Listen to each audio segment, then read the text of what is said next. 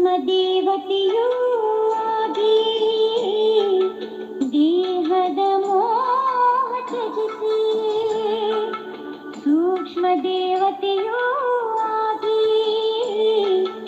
ದೇಹದ ಮೋಹ ತ್ಯಜಿಸಿ, ಚೈತಿದೆಯೋ ದೂರ ವತನಕ್ಕೆ, ನಮ್ಮ ಮಧುರ ವತನಕ್ಕೆ, ನಮ್ಮ ಮಧುರ ವತನಕ್ಕೆ, ಸೂಕ್ಷ್ಮ ದೇವತೆಯೂ ಆಗಿ. ಓಂ ಶಾಂತಿ. ಸೂಕ್ಷ್ಮ ದೇವತೆಯಾಗಿ ಮಧುರ ವತನದಲ್ಲಿ ಬಂದಿಳಿದಿರುವ ಈ ಸಂಘಟನೆಯ ಎಲ್ಲ ಆತ್ಮರಿಗೆ ಸ್ವಾಗತ. ಬಾಪ್ದಾದಾರವರ ಆಶೀರ್ವಾದದೊಂದಿಗೆ ಇಂದು 5ನೇ ದಿನದ ಕೋರ್ಸನ್ನು ಕೊಡಲು ನಾವು ವಿಜ್ಞಾನ ಕ್ಷೇತ್ರದ ಸರ್ವ ಆತ್ಮರನ್ನು ಆಹ್ವಾನಿಸೋಣ. ಎಲ್ಲರೂ ಬಂದು ಬಾಪ್ದಾದಾರವರ ಸಮ್ಮುಖದಲ್ಲಿ ನಿಂತಿದ್ದಾರೆ. ಅವರೆಲ್ಲರ ಗಮನ ಬಾಪ್ದಾದಾರವರ ಭ್ರುಕುಟಿಯಲ್ಲಿದೆ. ಎಲ್ಲರೂ ನೇರವಾಗಿ ತಂದೆಗೆ ಕನೆಕ್ಟ್ ಆಗಿದ್ದಾರೆ. ನಾವು ಹೇಳುವ ಜ್ಞಾನದ ಜೊತೆಗೆ ಆ ಜ್ಞಾನವನ್ನು ಅರ್ಜಿಸಿಕೊಳ್ಳುವಂತಹ ಶಕ್ತಿಯು ಬಾಬಾರವರ ಕಡೆಯಿಂದ ನಿರಂತರವಾಗಿ ಈ ಎಲ್ಲ ಆತ್ಮರಿಗೆ ಹರಿಯುತ್ತಿದೆ.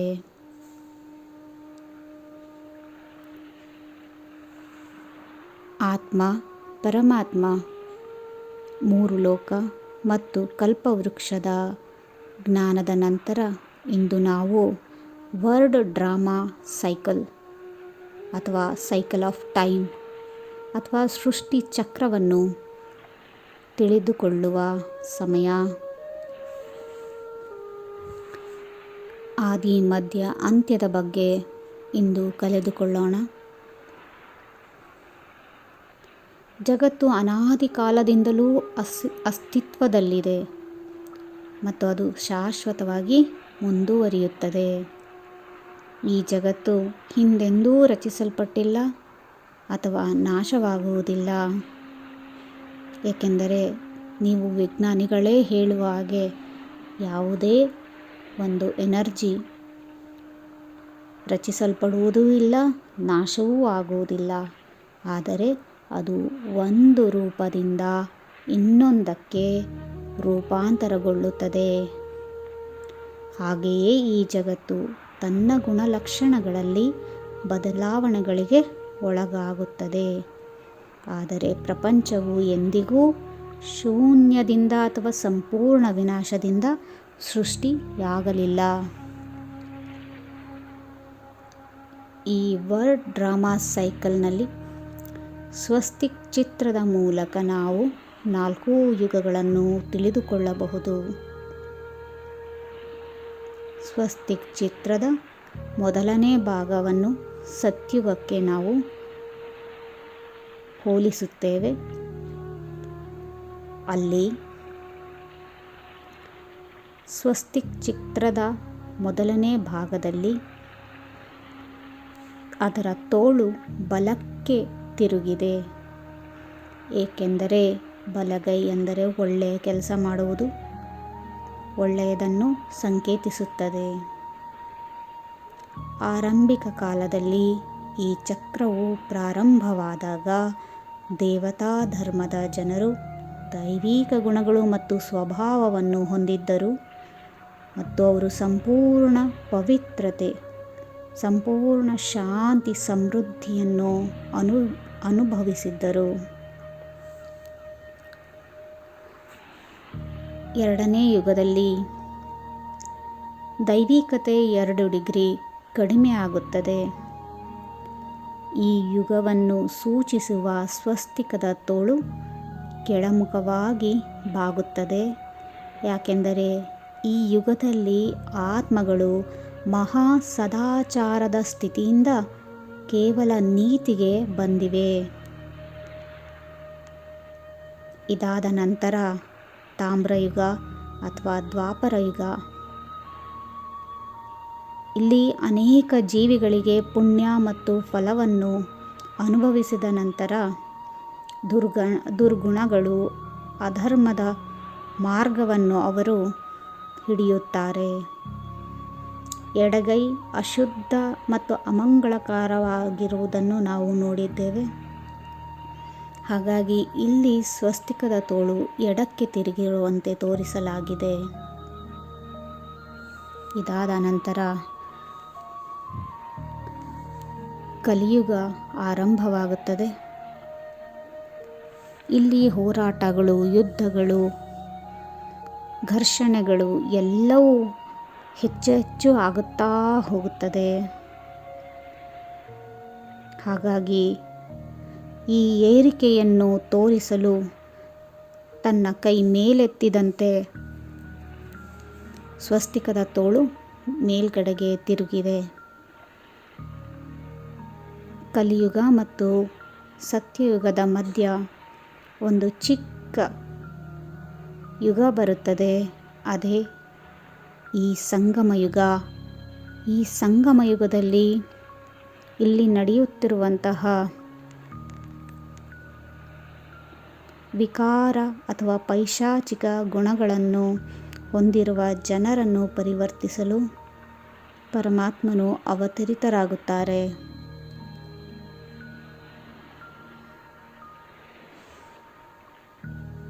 ಮತ್ತೊಮ್ಮೆ ಎಲ್ಲ ಆತ್ಮರಿಗೆ ಎನರ್ಜಿ ತುಂಬುವ ಕೆಲಸ ಇಲ್ಲಿ ನಡೆಯುತ್ತದೆ. ಆತ್ಮ ಯಾವಾಗ ಸ್ವಧರ್ಮದಲ್ಲಿ ಸದ್ಗುಣಗಳಲ್ಲಿ ಇರುತ್ತದೆಯೋ ಆಗ ಆತ್ಮನ ಎನರ್ಜಿ ಚಾರ್ಜ್ ಆಗುತ್ತದೆ. 4 ಯುಗಗಳಲ್ಲಿ ಎನರ್ಜಿ ಸ್ವಲ್ಪ ಸ್ವಲ್ಪವೇ ಇಳಿಯುತ್ತಾ ಬಂದಿರುತ್ತದೆ ಮತ್ತು ಈ ಸಂಗಮದಲ್ಲಿ 0 ಎನರ್ಜಿಯಿಂದ ಸೀದಾ 100% ಎನರ್ಜಿಗೆ ಬಾಬಾರವರು ಅಂದರೆ ನಮ್ಮೆಲ್ಲರ ಪ್ರೀತಿಯ ಶಿವ ಪರಮಾತ್ಮನು ಚಾರ್ಜ್ ಮಾಡುತ್ತಾರೆ. ಇದು ಈ ಸಂಗಮ ಯುಗದ ಮಹತ್ವವಾಗಿದೆ.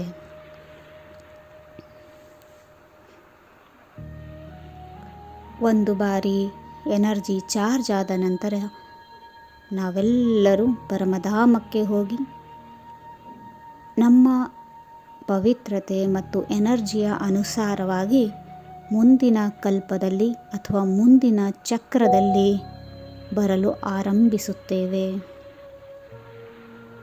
ಸತ್ಯುಗ ಮತ್ತೆ ಆರಂಭವಾಗುತ್ತದೆ.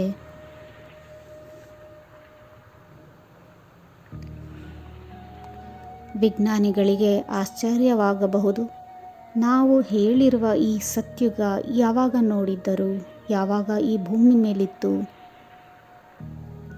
ವಿಜ್ಞಾನದಲ್ಲಿ ನಾವು ಓದಿರುವ ಹಾಗೆ ಮಾನವನ ಈ ಸೃಷ್ಟಿ ಬಹಳ ವರ್ಷ ಹಳೆಯದಾಗಿದೆ. ಮೊದಲು ಮಾನವ ಇಲ್ಲಿ ಅಲೆಮಾರಿ ಜೀವನವನ್ನು ನಡೆಸುತ್ತಿದ್ದಂತಹ ಅಥವಾ ಕಾಡುಗಳಲ್ಲಿ ಇದ್ದಂತಹ ಜನರಾಗಿದ್ದರು. ಅದಾದ ನಂತರ ನಿಧಾನವಾಗಿ ನಾಗರಿಕತೆ ಬೆಳೆಯಿತು. ಅದಾದ ನಂತರ ರಾಜರುಗಳು ಆರಂಭ ಆದರು ಮತ್ತು ನಾಗರಿಕತೆಯ ಉನ್ನತ ಮಟ್ಟವನ್ನು ಇಂದು ನೋಡುತ್ತಿದ್ದೇವೆ ಎಂದು ತಿಳಿದಿದ್ದಾರೆ. ಆದರೆ ಸತ್ಯುಗ ಮತ್ತು ತ್ರೇತಾಯುಗ ಈ ಸ್ವರ್ಣಿಮ ಯುಗಗಳು ಇದೇ ಭಾರತ ಭೂಮಿಯಲ್ಲಿ ಇದ್ದವು. ಸತ್ಯುಗದ ನಂತರ ತ್ರೇತಾಯುಗ, ತ್ರೇತಾಯುಗದ ನಂತರ ಒಂದು ದೊಡ್ಡ ಭೂಕಂಪನವಾಗುತ್ತದೆ. ಆಗ ಒಂದೇ ಜಾಗದಲ್ಲಿ ಇದ್ದಂತಹ ನೆಲ ಛಿದ್ರ ಛಿದ್ರವಾಗಿ ಖಂಡಗಳಾಗಿ ವಿಭಜಿಸಲ್ಪಡುತ್ತದೆ. ಇದನ್ನು ನೀವು ವಿಜ್ಞಾನಿಗಳು ಕಾಂಟಿನೆಂಟಲ್ ಡ್ರಿಫ್ಟ್ ಎಂದು ಪುರಾವೆಗಳನ್ನು ಕೊಟ್ಟಿದ್ದೀರಿ. ಯಾವಾಗ ಭೂಮಿ ಒಂದಾಗಿತ್ತೋ ಆಗ ಅಲ್ಲಿ ಸತ್ಯುಗ ತ್ರೇತಾಯುಗ ನಡೆಯಿತು. ಅದನ್ನು ನೀವು ಪ್ಯಾಂಜಿಯಾ ಎಂದು ಕರೆದಿರಿ.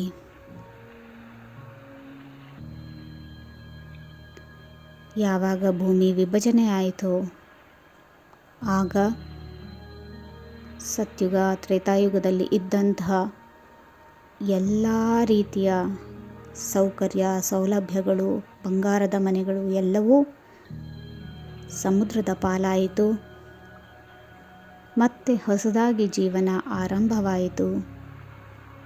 ಆದರೆ ಭಾರತಕ್ಕೆ ಸೇರಬೇಕಾದಂತಹ ಎಷ್ಟೋ ಬಂಗಾರ ಇನ್ನೂ ಭರತ ಭೂಮಿಯಲ್ಲಿಯೇ ಇರುವುದು. ಭರತ ಭೂಮಿಯ ಗಣಿಗಳಿಂದ ಹಾಗಾಗಿ ಹೆಚ್ಚಿನ ಚಿನ್ನ ನಮಗೆ ದೊರಕುತ್ತಿದೆ. ವಿಜ್ಞಾನಿಗಳು ಕೇಳಬಹುದು, ಯಾಕೆ ಈ ಕಾಂಟಿನೆಂಟಲ್ ಡ್ರಿಫ್ಟ್ ಅಥವಾ ಖಂಡಗಳ ವಿಭಜನೆ ಆಯಿತು ಎಂದು. ಇದಕ್ಕೂ ಉತ್ತರ ನಿಮ್ಮ ವಿಜ್ಞಾನವೇ ಕೊಟ್ಟಿದೆ. ಭೂಮಿ ಒಂದಾಗಿದ್ದಾಗ ಸಾಗರದಿಂದ ನೀರು ಆವಿಯಾಗಿ ಮೋಡಗಳಾದಾಗ ಮಳೆ ಬರುತ್ತೆ. ಆದರೆ ಆ ಮಳೆ ಸಾಗರದ ಅಂಚಿನಲ್ಲಿರುವಂತಹ ಊರುಗಳಿಗೆ ಮಾತ್ರ ಮಳೆ ಬೀಳುತ್ತಿತ್ತು. ಮಧ್ಯದ ಭೂಮಿಯವರೆಗೆ ಮಳೆ ಅಥವಾ ಮೋಡಗಳು ಹೋಗುತ್ತಿರಲಿಲ್ಲ. ಹಾಗಾಗಿ ಸಾಕಷ್ಟು ನೆಲ ಮರುಭೂಮಿಯಾಗಿ ಬಿಡುತ್ತಿತ್ತು. ಹಾಗಾಗಿ ಈ ಸೃಷ್ಟಿ ಚಕ್ರದಲ್ಲಿ ಈ ಒಂದು ವಿಭಜನೆ ಆಗಬೇಕಾಯಿತು. ಸತ್ಯುಗದಲ್ಲಿ ಪ್ರಕೃತಿ ಮಾನವನ ದಾಸಿಯಾಗಿತ್ತು. ಯಾಕೆಂದರೆ ಅಲ್ಲಿ ಇದ್ದವರು ದೇವಮಾನವರು. ಅವರ ಪವಿತ್ರತೆಯಿಂದಾಗಿ ಪ್ರಕೃತಿ ಅವರಿಗೆ ಬೇಕಾದಂತಹ ಪರಿಸರವನ್ನು ಅಥವಾ ವಾತಾವರಣವನ್ನು ಸೃಷ್ಟಿಸುತ್ತಿತ್ತು. ಆಗ ಮಳೆ ಬರಲು ದೇವತೆಗಳ ಸಂಕಲ್ಪವೇ ಸಾಕಾಗಿತ್ತು. ಹಾಗಾಗಿ ಆಗ ನೆಲ ಒಂದಾಗಿದ್ದರೂ ಕೂಡ ಎಲ್ಲರೂ ಚೆನ್ನಾಗಿ ಇದ್ದರು. ಆದರೆ ಯಾವಾಗ ಮಾನವ ತನ್ನ ಪವಿತ್ರತೆಯನ್ನು ಕಳೆದುಕೊಳ್ಳುತ್ತಾನೋ ಆಗ ಪ್ರಕೃತಿ ಇವರ ಮಾತು ಕೇಳುವುದಿಲ್ಲ. ಮತ್ತು ಪ್ರಕೃತಿಯ ಅನುಸಾರ ಮಾನವನು ಋತುಗಳನ್ನು ಮತ್ತು ಕಾಲಗಳನ್ನು ಕಲಿತುಕೊಂಡು ಅದಕ್ಕೆ ಅನುಸಾರವಾಗಿ ಬಿತ್ತನೆಯನ್ನು ಮಾಡತೊಡಗುತ್ತಾನೆ. ತನ್ನ ಜೀವನವನ್ನು ಬದಲಾಯಿಸಿಕೊಳ್ಳುತ್ತಾನೆ. ಇದೆಲ್ಲವೂ ವಿಜ್ಞಾನಿಗಳೇ ಕೊಟ್ಟಿರುವ ಪುರಾವೆಗಳು. ಈ ಪ್ರಪಂಚ ಈಗ ಮತ್ತೊಮ್ಮೆ ಇಂತಹ ಒಂದು ಭೂಕಂಪಕ್ಕೆ ಒಳಗಾಗಲಿದೆ. ಇದರಿಂದಾಗಿ ಚದುರು ಹೋಗಿರುವಂತಹ ಖಂಡಗಳು ಮತ್ತೆ ಒಂದುಗೂಡುತ್ತವೆ. ಈ ಭೂಮಿಯಲ್ಲಿ ಒಂದೇ ನೆಲ ಏರ್ಪಾಟಾಗುತ್ತದೆ. ಅಲ್ಲಿ ಸತ್ಯುಗದ ಆರಂಭವಾಗುತ್ತದೆ.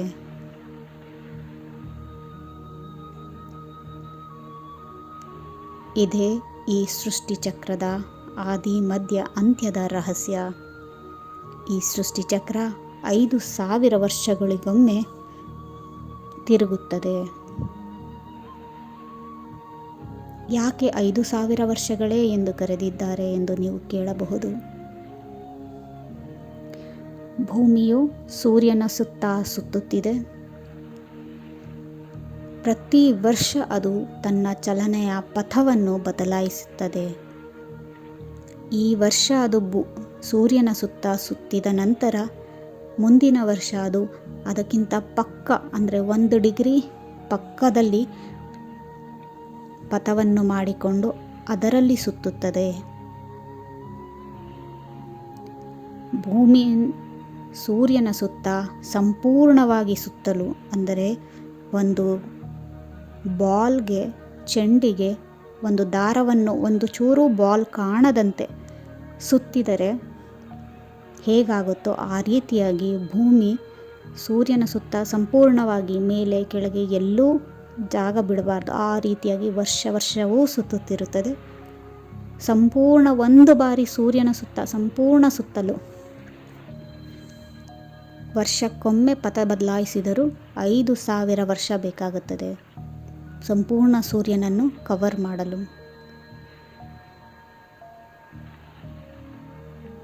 ಇದನ್ನೇ ಒಂದು ಕಲ್ಪ ಎನ್ನುತ್ತಾರೆ.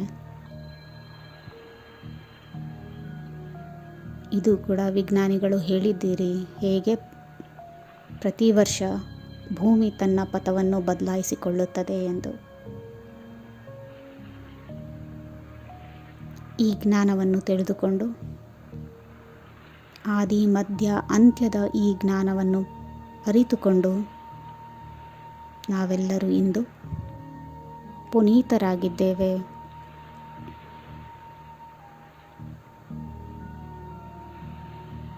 ಈ ಜ್ಞಾನವನ್ನು ಅರಗಿಸಿಕೊಂಡಿರುವ ನೀವೆಲ್ಲ ವಿಜ್ಞಾನಿಗಳಿಗೆ ಅನಂತಾನಂತ ಧನ್ಯವಾದಗಳು.